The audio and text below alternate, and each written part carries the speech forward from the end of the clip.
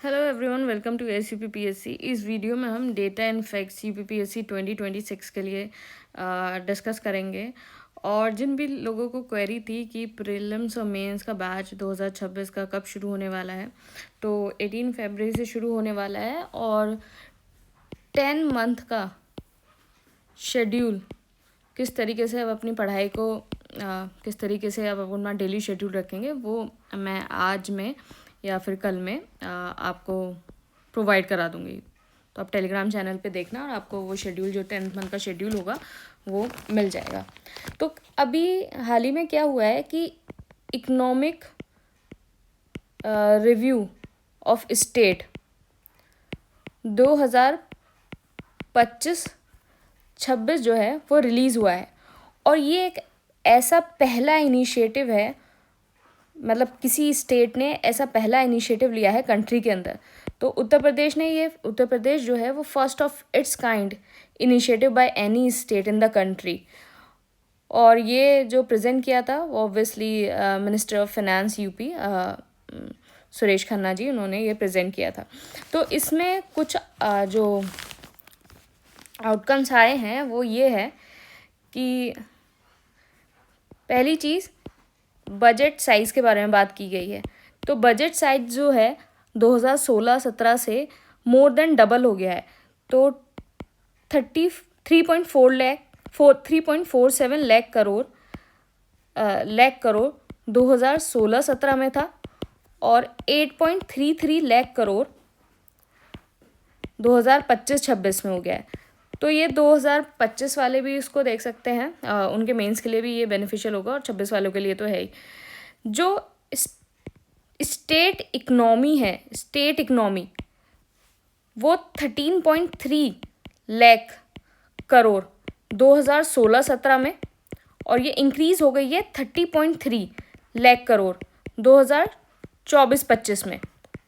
और ये बताया गया है, ये एस्टिमेटेड है कि 36 लाख करोड़ ये हो जाएगी बाय द करंट फिस्कल 2025-26 तक। नेक्स्ट चीज़ है पर कैपिटा इनकम डबल हो गई है। ₹54,564 थी 2016-17 में, और वो इंक्रीज़ हो गई है ₹1.1 लाख 2024-25 में। एंड जो करंट फिस्कल है उस तक आते आते, उसके एंड आते आते ये ₹1.2 लाख हो जाएगी करंट फिस्कल के ख़त्म होते होते। यूपी की जो पर कैपिटा इनकम है वो स्टैंड करती है, यूपी की पर कैपिटा इनकम स्टैंड करती है 53.5% ऑफ नेशनल एवरेज। नेक्स्ट है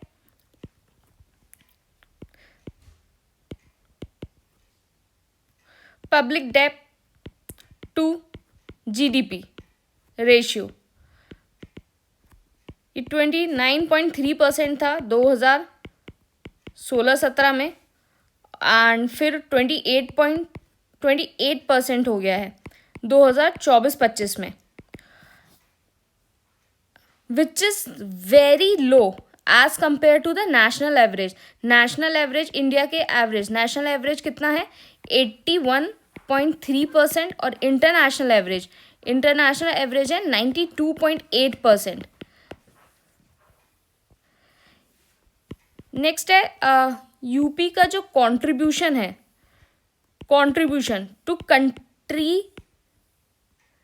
कंट्रीज जीडीपी, यूपी का कंट्रीब्यूशन है कंट्रीज जीडीपी में 8.6% था 2016-17 में, एंड ये 9.1% हो गया है 2024-25 में। यूपी का जो जीएसडीपी, तो जैसे इंडिया का जीडीपी होता है तो स्टेट का जीएसडीपी होता है। तो 2024-25 में यूपी का जीएसडीपी एग्रीकल्चर का इट्स 25.8%, इंडस्ट्रियल सेक्टर का 27.2%, फिर नेक्स्ट है सर्विस सेक्टर। सर्विस सेक्टर है 47%। नेक्स्ट है एक एजेंसी है WHEE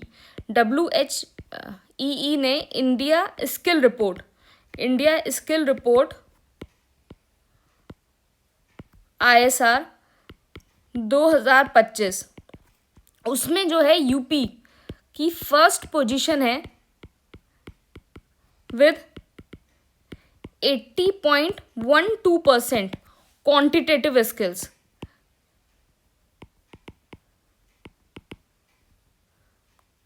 क्वांटिटेटिव स्किल, तो ये दर्शाता है कि जो उत्तर प्रदेश गवर्नमेंट है उसका फोकस है कि जो पीपल ऑफ द स्टेट, उनको स्किल किया जाए, उनको एम्प्लॉयमेंट दिया जाए, और जो MSME सेक्टर्स हैं इन सारी चीज़ों को बढ़ावा दिया जाए।